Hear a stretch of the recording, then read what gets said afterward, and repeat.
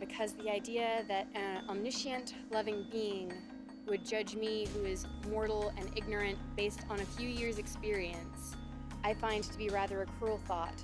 All the power that God has, he, she, it has given to me. So we're definitely one. I hope there's something else out there. It'd be fun to experience either that or we're all just evolved apes.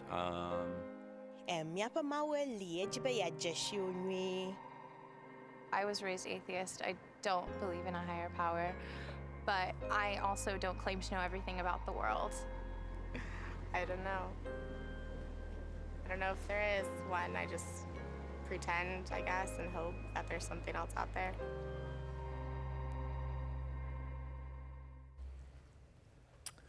All right, well, we want you to do more than pretend and to cross your fingers and have some hope or wishful thinking.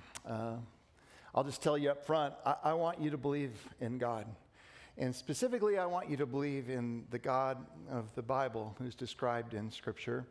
But understand that we're all at different places in this. And so whoever you are, wherever you're from, whatever your thing is, or wherever you're here, maybe somebody tricked you or whatever, you lost a bet, but we're glad you're here. We really are. So last week, as we started this big question series, we addressed this philosophical question, which is, what is the meaning of life? And then this week, we're addressing a foundational question, which is, does God exist? Is there a God? How do I know that God exists? We're not necessarily addressing whether or not the God of the Bible exists, but just, is there a divine being? Does that exist? So obviously I believe, we're going to use some scripture, but I believe the God of the Bible exists, so that shouldn't surprise you. Oh, the pastor. But anyway, I just want you to know up front, and this is true really every week, this is a place to explore. This is a place to ask questions. This is a place to rub shoulders with others and get to know people. We're just people, and we're just delighted that you're here. So thanks for being here. In 1977, a live-action animated film came out called Pete's Dragon, and I was just a little kid at the time, and really liked this movie. I've seen it a couple times, but it did pretty well in the box office in 1977. It didn't do as well as it could have because there was this other space fantasy movie released at the time too. I don't know if you've heard of it. Star Wars, that's right. Yeah, that was out. And so anyway, but in Pete's Dragon, it's the story of an orphan named Pete who runs away from his terrible foster family, the Grogans. And along the way, he meets this green dragon named Elliot. And they fast become friends, and they go on this adventure together, and this is this amazing story. But the thing about Elliot the dragon is that he can become invisible. In fact, most frequently he is invisible, so nobody can see him, but on occasion he can present himself to others. I read a little bit more about this film, really more about Pete's Dragon than I ever have in my life. But anyway, in the original screenplay, I learned that Elliot was going to remain invisible for the entire movie. And then they decided, well, this is a kid's movie. Wouldn't it be great to have a dragon in there? And so they had this animated version of Elliot, this dragon in there, and they worked him into more and more scenes. And anyway, so that's kind of how that worked out. But this invisible dragon becomes visible to Pete and then several people along the way. But every time they try to convince others of Elliot's existence, they don't believe them, right? These other people are like, no, this is green dragon, this is ridiculous, that doesn't exist. And some people think that people who believe in God are kind of like that. That God is this imaginary friend for some weirdos, and then they come here to church and they look at me and they're like, I told you. And then that God is some sort of like unicorn or leprechaun or Bigfoot or some of you are like, oh, hey, no. Or this a child's imaginary dragon friend or whatever. And the only reason why people believe in God is because, well, they're just not strong enough. They can't embrace the brutal truth, which is that we're all just sort of randomly here with no objective purpose or meaning, and we just sort of happen to be here and we're all trying to figure out life or whatever, but we're temporarily floating on this speck of dust in this massive universe, and there is no God and there is no meaning, and therefore there is no hope. So just deal with it. And I think that's what Satan would want you to believe, but I don't believe that's true. I do believe in God. So why? Why do we believe in God? I don't know if you know this or not, but every time a frog swallows, it closes its eyes. Did you know that? Every single time. And you would too if you just ate flies. But anyway, this frog, that's how they eat. They have to close their eyes in order to swallow. And I think a lot of people think, well, that's what it is like for, religion and faith and Christianity, whatever. It's like in order to believe in a God, this like, cosmic being in the sky or whatever. The only way to embrace this is to swallow it. Is you got to just close your eyes. You got to close your mind. You got to leave reality and just sort of live in some fantasy world. And what I want to share with you today is actually just the opposite. You see, we don't believe that we're called to just take this blind step, into the darkness. That's what a lot of people think of when they think of faith, like just sort of blindly take this step, We actually don't believe that. We believe that would be a foolish way to live. We believe that there's reason to believe in God. And just so you know, and this might surprise you, but there are very, very, very smart people on this planet that don't believe in God. And just so you know, there are also very, very, very, very smart people on this planet who do believe in God. And in fact, most people on this planet, the vast majority, 90+% of people on this planet believe in some sort of God. Christianity is the largest religion. There's well over 2 billion people on this planet who profess to believe in the God of the Bible. So this isn't terribly weird that we're gathering here. It's just maybe weird in the Bay Area, but that's another story. And but many, many people do. And just so you know, as smart, as reasonable, as logical as you think you are, there are people who are smarter and more reasonable and more logical than you are who believe. And of course, and who don't believe. So how do we wrestle with this question?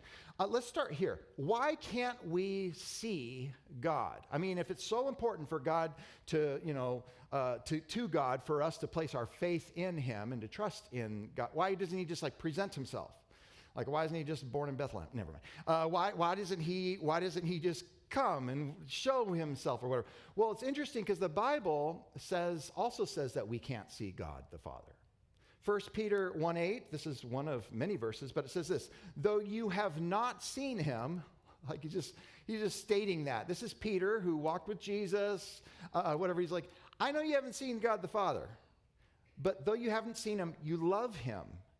And even though you do not see him now, you believe in him, you trust in him, and your life has changed. You're filled with an inexpressible and glorious joy. You haven't seen him, and yet you love him. And your life is changed by him. How does this work? All right. The reason why we can't see God, I'll just try to tackle this very quickly because there's lots of other things we want to get to. We're just going to list tip of the iceberg, right? Big volumes of books, many books written on this thing. We're going to just have a short conversation here just so you know. But anyway, it might spark some curiosity in you to learn some more things. But anyway, the reason why we can't see God is because of who God is and because of who we are. What do I mean by that? Well, because of who God is. Well, number one, God is described in the Bible as spirit. Jesus says, for God is spirit. He's therefore invisible. He is spirit.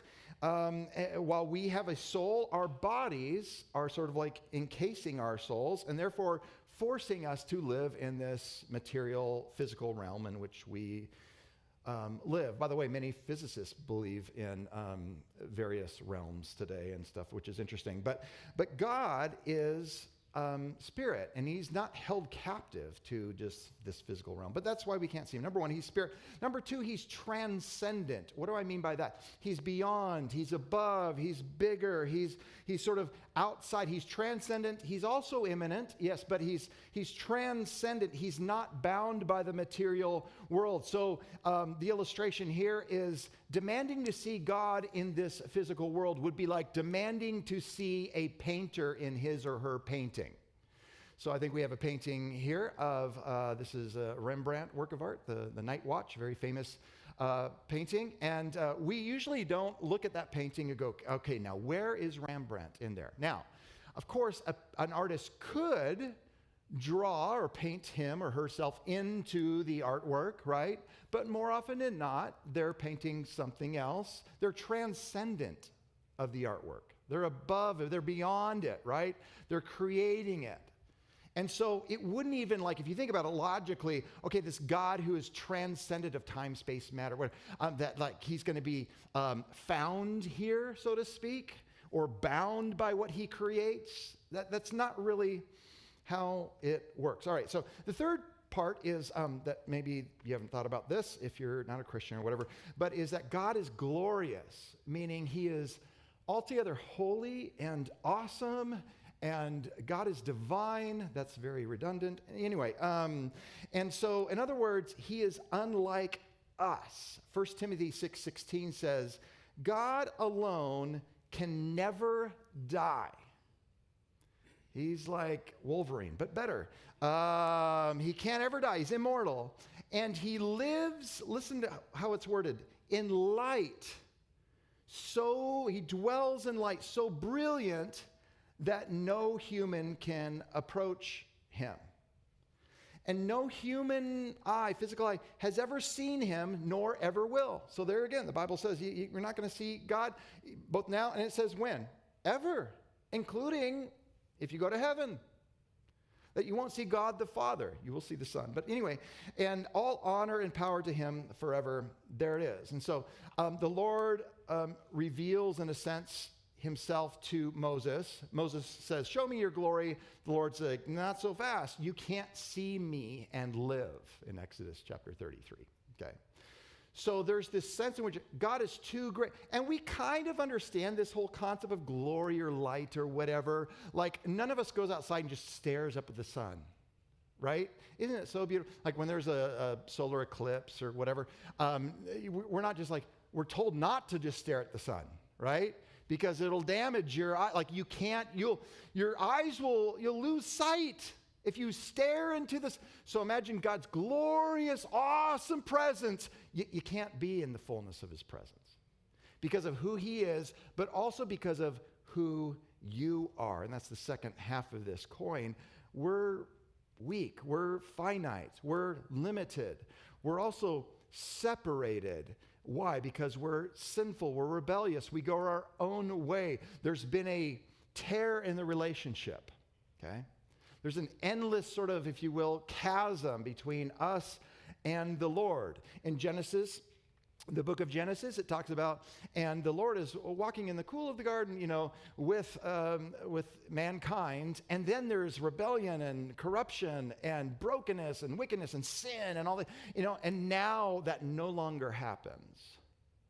So in a very real way, humanity is separated from God, and therefore God becomes senseless, meaning we don't touch, taste, smell, see God as we once could, apparently, as mankind could.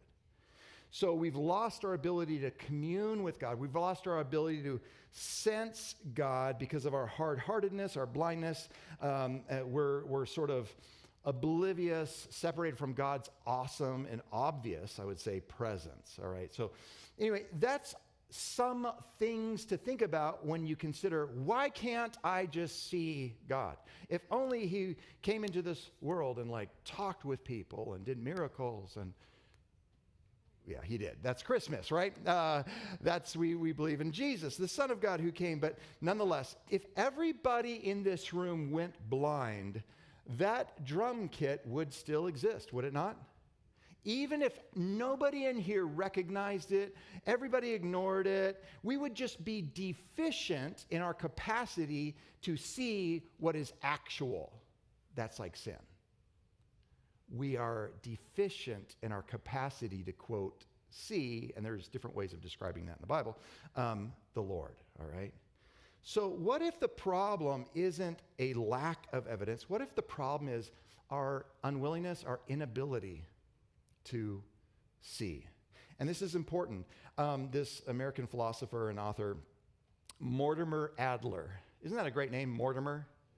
You know what? My son is glad I didn't name him Mortimer. But anyway, so if your name's Mortimer, love you. Probably go by Morty or something like that. But anyway, Mortimer Adler, love that name, says this: more consequences for thought and action follow the affirmation or denial of God than from answering any other basic question.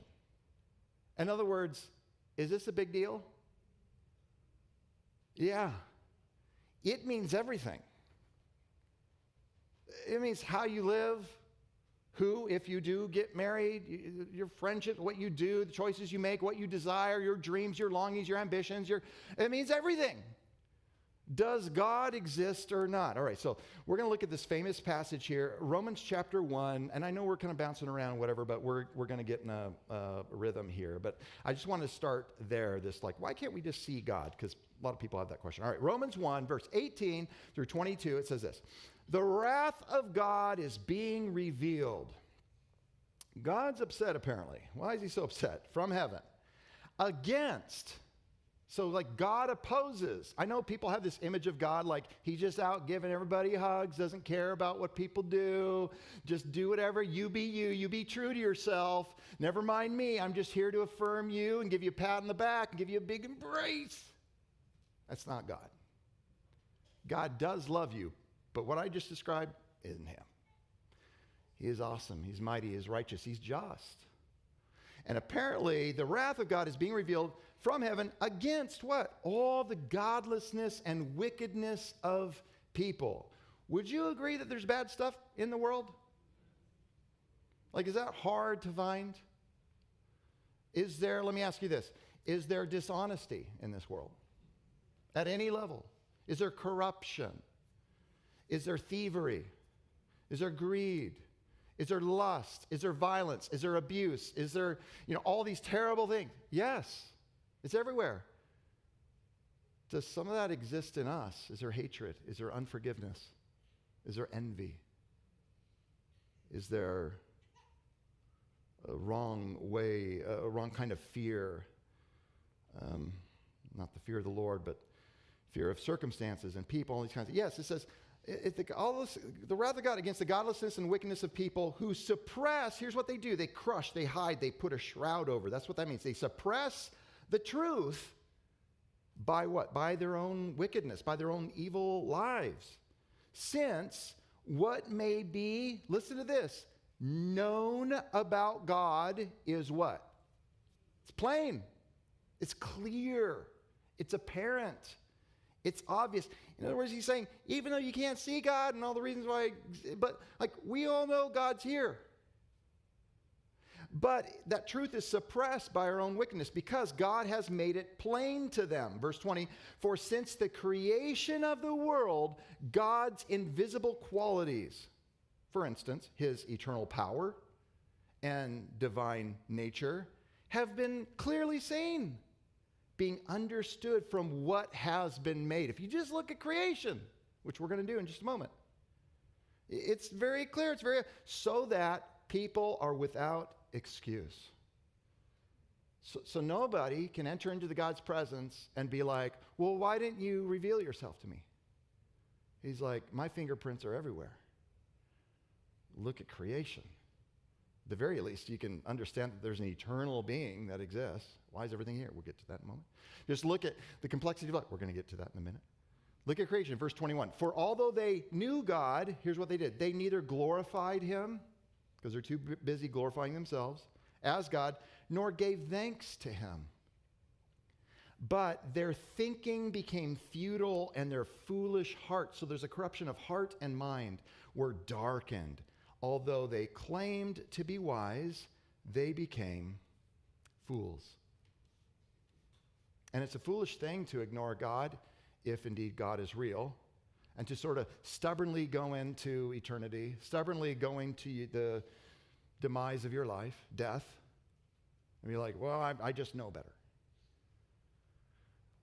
See, Paul seems to be saying several things simultaneously. One thing he's like, hey, we know. In other words, we do know God. And then the other thing he's saying is like, but we also don't know, because we suppress the truth. We hide. We put a shroud over the truth because of our own wickedness. But then he says we can know, being understood from what has been made. And so we're going to talk about that. All right. 4 reasons for God's existence. This will be fun. This is, again, tip of the iceberg. But let's just dive in here. We'll start with this. Hebrews 11:3 says this: by faith, we understand that the universe was formed. It was created. In other words, there's intention behind it. At, who did it? God's command. He spoke, and it was. So that what is seen, the world, matter, creation, the universe, the stars, whatever, all that is, was not made out of what was visible. Okay? In other words, kind of what he's saying is everything had a beginning. And the fact that anything exists, you ever asked that? Why does anything exist? Why isn't there just nothing? Of course, you wouldn't be able to ask that question. But anyway, these are philosophical questions. Why does anything, where did everything come from? And by the way, there is a lot of everything in this universe, is there not? There is a lot. The universe is so big, we don't measure the universe by miles. We measure it by light years. The distance that light can travel in how long? A year. Now, in 1 second, light can travel around the earth 6 times in 1 second. So how far can light travel in a year? You're like, I don't know, it's mind-blowing. I'll tell you, 5.88 trillion miles, okay? But that just means, what is that? Like, it's just too big for us to understand, right? So it's interesting, though. It takes the sun's light 7 or 8 minutes to get to Earth. And that distance to get to Pluto, it's about 5.5 hours. It's roughly 35 because Pluto is in orbits in a elliptical formation, not a perfect circle. Anyway, but it's anywhere from 35 to 50 plus times the distance that Earth is to the sun. That's Pluto. Now, is Pluto still a planet? I'm not sure. It's out there.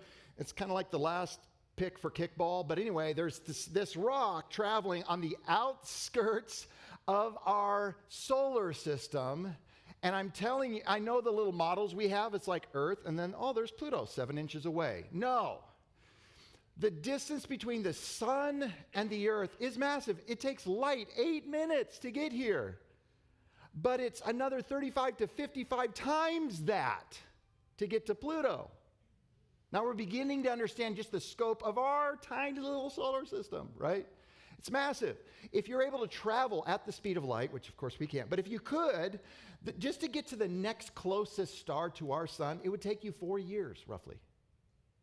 4 years. So like in Star Wars, second time I've mentioned Star Wars, and I love sharing this because they're like, punch it, Chewie, light speed, he's doing his thing, and they're cruising through space, and like 8 seconds later, they're like on the other side of the galaxy. It would take 4 years to get to the next closest star.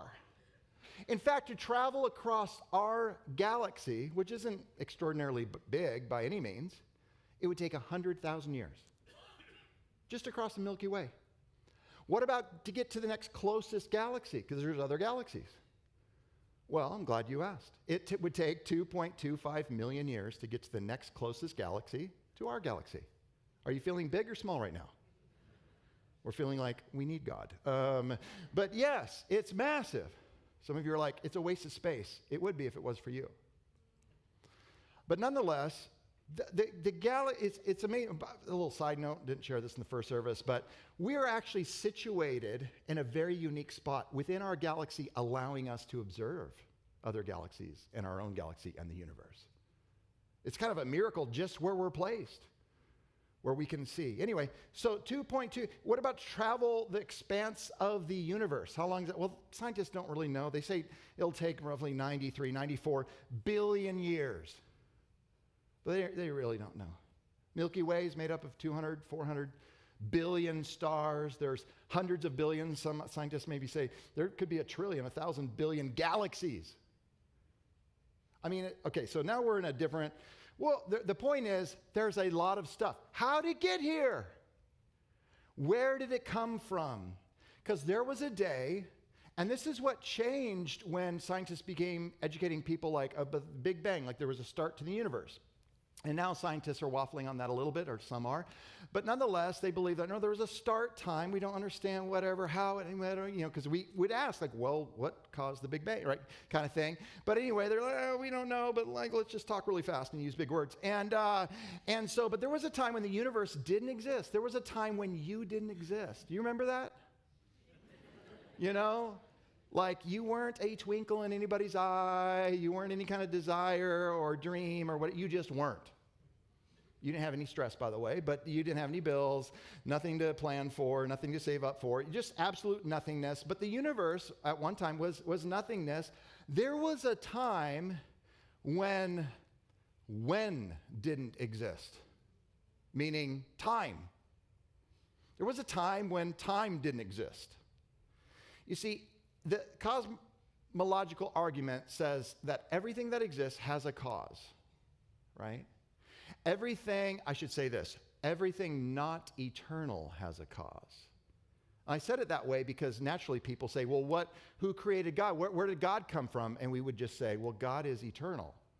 You mean that old guy up in the sky? No, he's young too. He just always has been. He is Yahweh, the I am. He exists. That's how he's described, literally his name, in Scripture. The great is. He's just always been. He's eternal. Again, remember that transcendent thing? He's outside of, he's bigger, he's beyond. The 18th century Scottish philosopher David Hume, he once said this, I never asserted such, and I love this word, an absurd proposition that anything might arise without a cause. So whatever exists had a cause. At some point, the universe began to exist. Therefore, the universe had a cause. And whatever that cause of the universe is must be uncaused. You say, multiverse. Have you not seen Marvel movies? All right, listen. Even if there are multiple universes, let's call them billions, trillions, zillions, whatever, it's illogical to, for infinity or eternity, say that a universe came from another universe that came from another universe that came from another. You can't reasonably come to that conclusion. Okay, it's illogical to believe that. But what you can believe is that there is an uncaused cause, one who has always been, who started it all. That's why the former head of the Human Genome Project, Francis Collins, says this, the Big Bang cries out for a divine explanation. I can't see how nature created itself. Only a supernatural force that is outside of space and time could have done that. A theist believes that God is eternal. A theist believes that God is the uncaused cause. A theist believes that the fact that there is anything points to an eternal being. A biblical theist believes that in the beginning, what?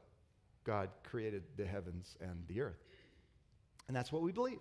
Psalm chapter 90, verse 2. Before the mountains were born, or you brought forth or formed the whole world, from everlasting to everlasting, you are God. As people created in God's image with a soul, we have the to everlasting part, but we don't have the from everlasting part. There was a time we were nothing. We were created. God is from everlasting to everlasting. Cosmological argument. Number 2 is the continuation argument. Why do things keep running, you know? If the universe is eternal, shouldn't it have all like kind of run down, or the energy got more and more disorganized over time? Because there's a set amount of energy, but over time, energy becomes more and more disorganized. So if you burn a log, there's still the same amount of energy, so to speak, in the universe, but it's in a different form. It's less organized. So you fill a bathtub up with hot water, and it's just a matter of time until that cools off, right? Unless there's an external force creating more heat. And you get the illustration here. The idea is that if the universe is eternal, why didn't we reach equilibrium, well, an eternity ago? Why is there still function and order and kind of those kinds of things? So Hebrews 1:10-11 says this. He also says, in the beginning, Lord, you laid the foundations of the earth, and the heavens are the work of your hands. Look at verse 11. They will perish. Or another translation reads, they will wear out. But you remain, they will all wear out like a garment. I love that, because that's entropy. That's the second law of thermodynamics, right? That in closed systems, the amount of usable energy in a system is decreasing, which is why your kids' rooms don't naturally get cleaner. Like, they have to put some effort into it, right? Or your house or whatever. Things decay. Things become more and more disorganized. I think you understand. Like, it's battery life, right? I mean, the batteries, why isn't it out of energy, as it were, if the universe were eternal?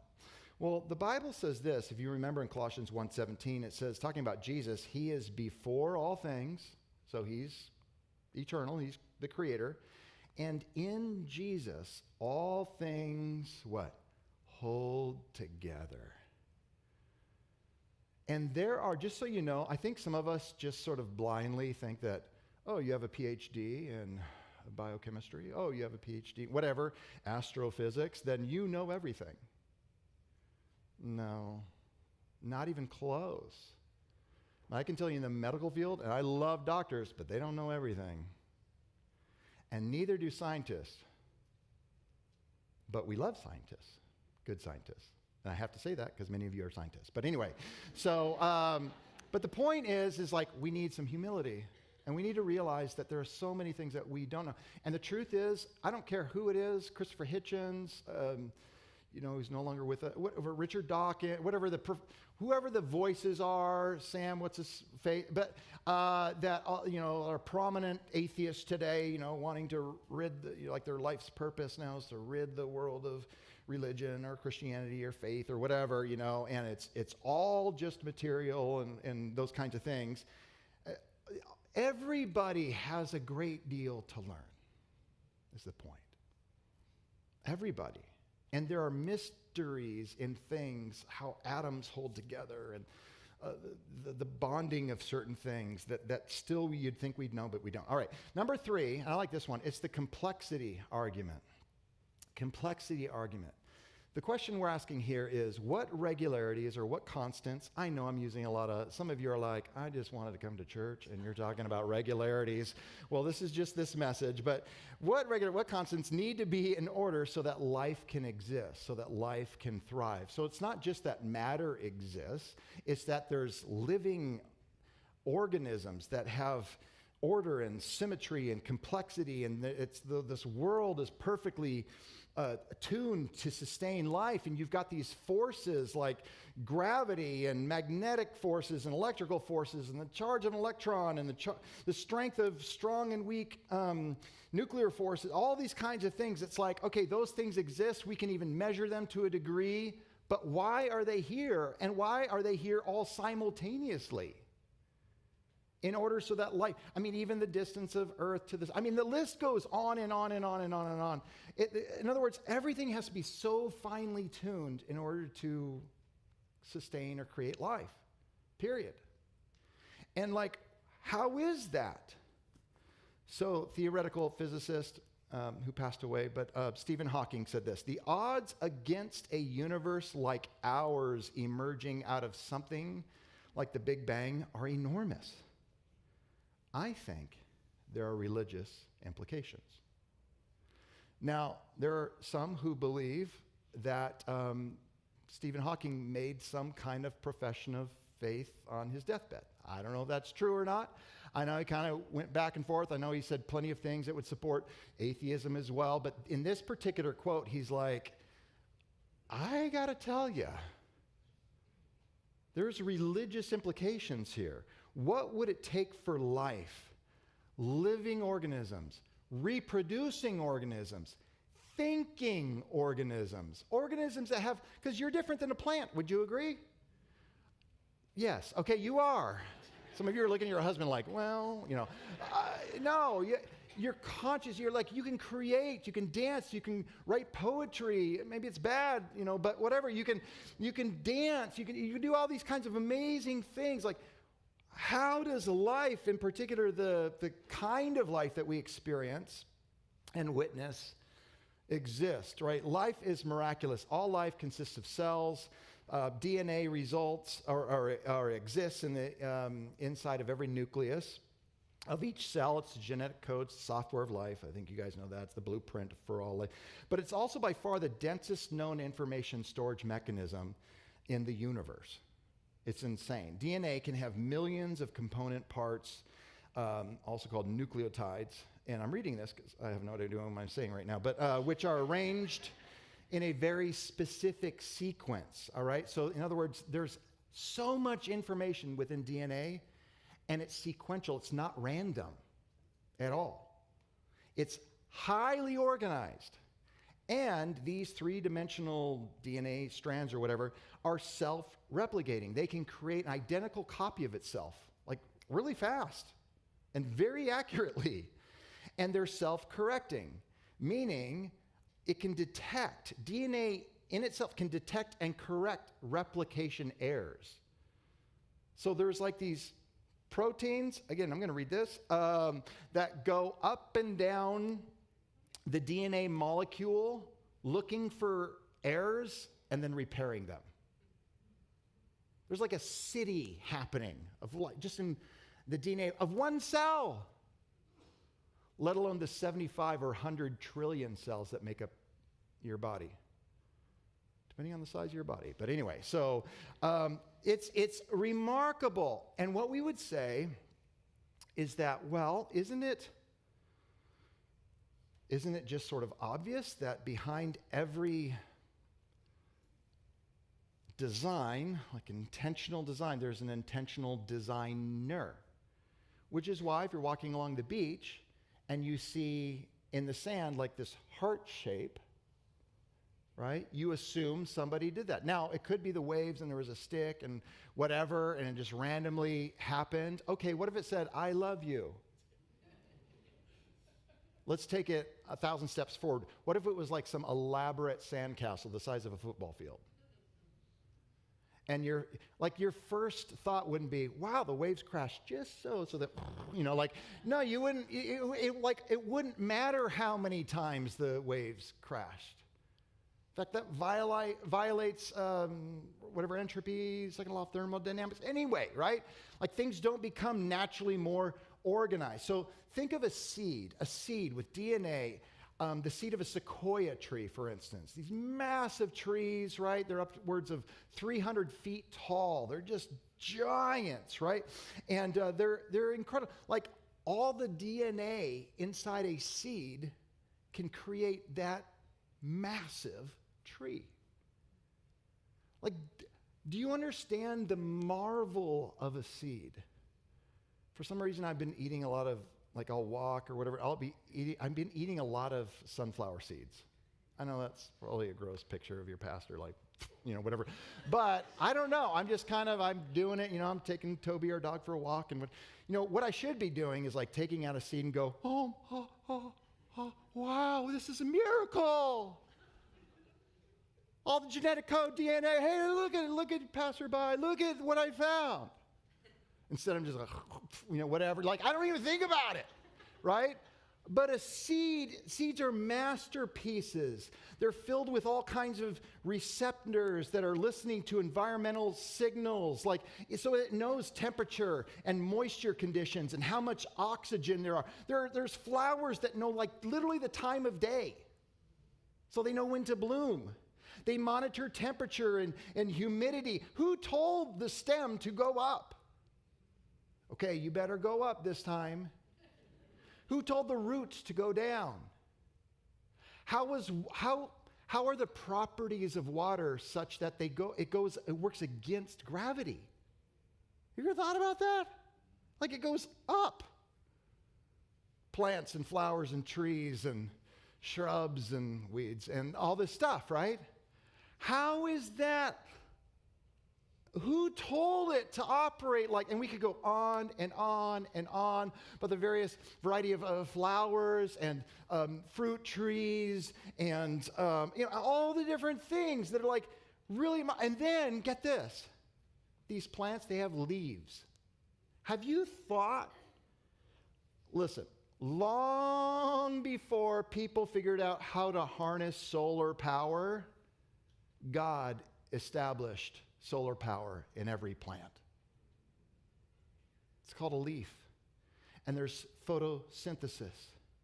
And it receives energy and powers its chemical factories in this plant.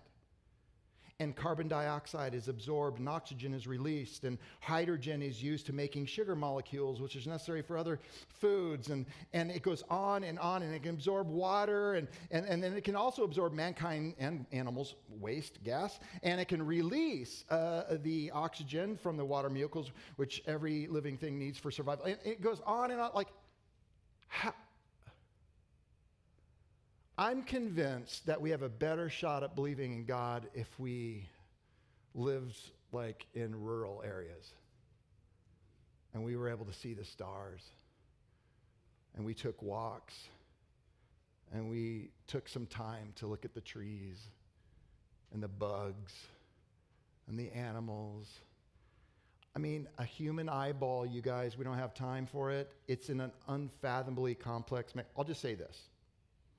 So our eyeballs begin developing, obviously, in our mother's womb. But while in the womb, there's 1 million optic nerves from your brain, and they have to connect with 1 million optic nerves from your eyeball, okay? But they can't just all randomly connect. Nerve 642,378 needs to connect with 640, whatever I just said, all right? And they have to find each other. For 1 million of them. And then at some point, right, because the eye is now a part of the brain, this is like scientific journals will say this. At 6 months, this sounds really scientific, right? A blade mysteriously appears and slices through the piece of skin horizontally, which, aren't you glad horizontal? Because, that's freaky, right? Everybody, horizontal. And so now, because you could have eyes, but you couldn't see. So your skin, that flap, it has to be cut. Why am I doing this? So you can see. Your eyes, they move 100,000 times a day, automatic focusing. You do 2 eyes, look at the same spot. If it's just a fraction off, you see double. They're self-cleansing. You got tears and eyelids and cleaning fluid and wipers and all kinds of stuff happening, and they can heal themselves. You get poked in the eye, it's like, oh, I'm sorry, you'll be fine. Nobody's thinking about how you'll be fine, it's just that it is, right? And it can distinguish millions of different kinds of colors. And I said I wasn't going to talk about it. All right, so I've already done talking about the point is behind complex design, there's a designer. And that is true for every area of life. You're walking in the desert, you see a painting, your thought isn't, wow, after millions of years, the sand molecule, whatever. No, you're like, somebody left their painting here. Or it fell out of an airplane, or something happened. Behind every complex design, there's a designer. You guys, consider the people sitting next to you, the miracles they are. You are a miracle. you should look at yourself in the mirror and say, I believe in God. But you're not God. But I believe in God.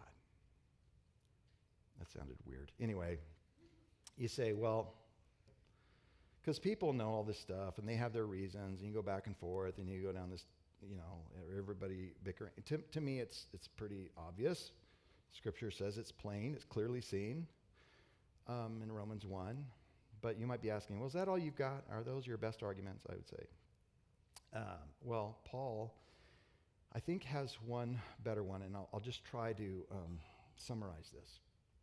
You see, the truth is, with all of this evidence, we still don't believe. Some people still don't believe. And you say, why is that? And I believe what the scripture is saying here is that they don't want to believe. Now, if you remember me talking about meaning in life, I said, look, if you're an atheist, you don't believe in God, or you're an agnostic, you're not sure, you can make up your own meaning in life.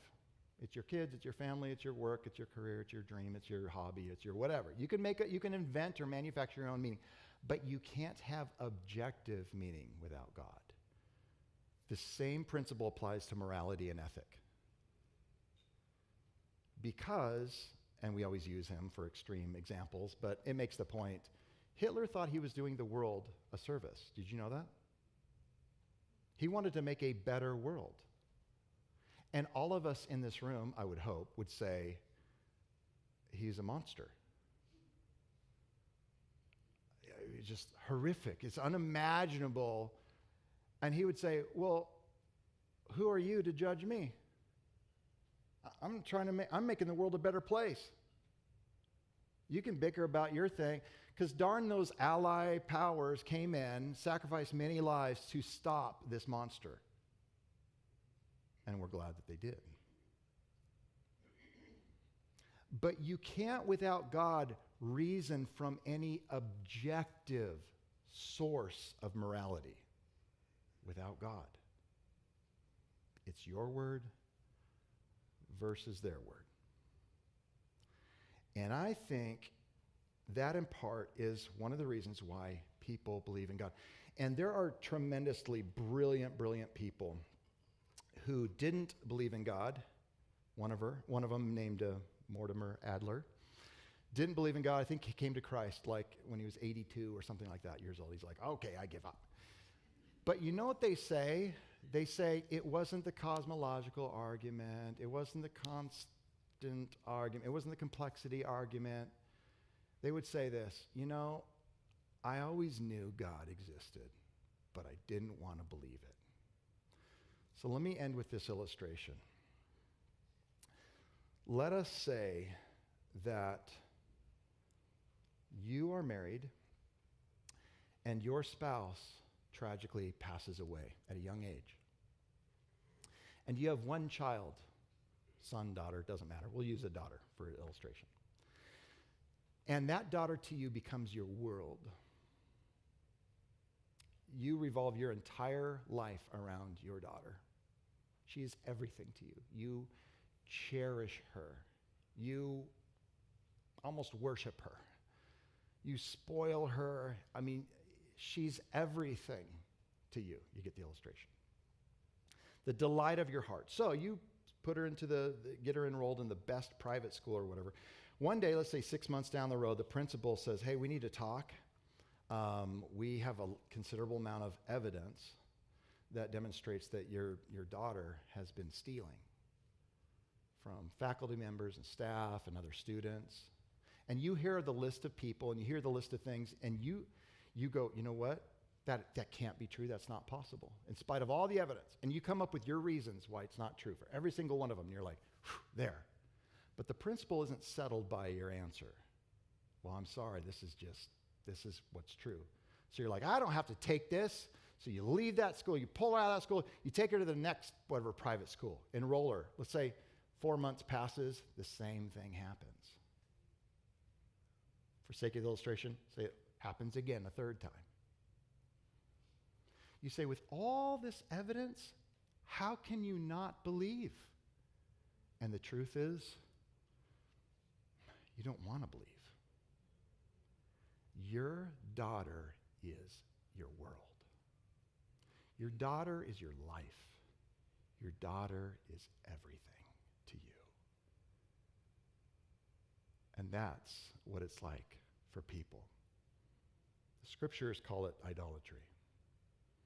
Whatever is our delight, whatever is our greatest joy, whatever is the place where we find contentment and satisfaction, whatever we treasure the most, whatever we cherish the most, whatever we delight in the most, we will work our worldview around that so that it fits. And oftentimes, you know what that thing is? It's us. The world revolves around me. I'm so smart. I'm so good. I'm so talented. I'm so this and that and that. And God would say, I love you, but you're not all that. You were built to put me in the center of your life. So you can find reasons to like, no, go through your whole life and then die, person not believing. Or you can say, you know what? Maybe what I've been suspicious of has been true all along. There is a God. He did make me. He brought me into this world, but he hasn't left me. He's been pursuing me because he loves me. And this God came to earth and lived a perfect life that I couldn't live and died the death that I deserved for me so that I could be reunited with him like in the Garden of Eden, walking with the Lord in the cool of the day. No more separation. No more chasm. Me and the Lord. For now, until forever. That's what you're made for. Okay, I'm going to ask the worship team to come on out. They're going to sing a song. And then, and we're just going to listen. We're just going to listen. And at some point, Carmen might ask you to stand and participate. So we'll see how this goes, but we're going to see images of some of God's beauty and masterpieces. And as we're watching, maybe if you believe in God, maybe there's a part of you that your heart kind of, your soul like wells up, like is inspired at not just what we're seeing, but the one who made it all. Your God, your maker, your creator. Father, thank you for our time together this morning. I pray that we would continuously find in our hearts great capacity to know you, wonder at who you are, a rich and real love for you, and a different life as a result. In Jesus' name.